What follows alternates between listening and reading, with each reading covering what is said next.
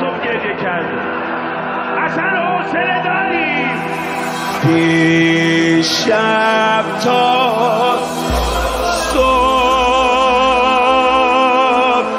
گریه کردی گریه کردی گریه کردی آه من هم با تو گریه کردم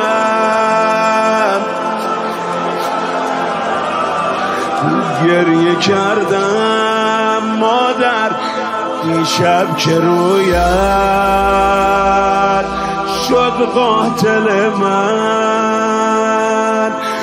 دست تو میلرزید چون دل من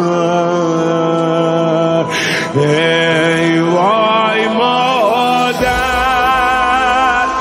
وای مادر وای مادر وای مادر ای وای بربابت بگو وای مادر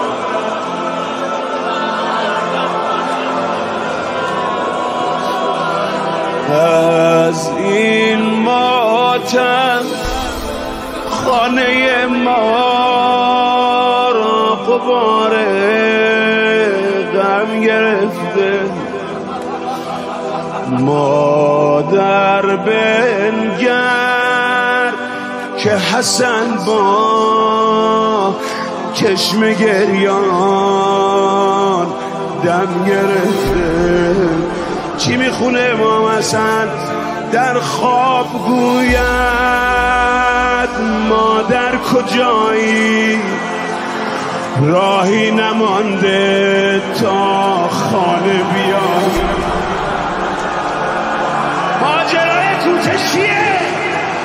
چرا نمیگه هستم؟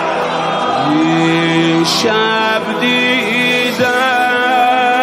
تا بخواهی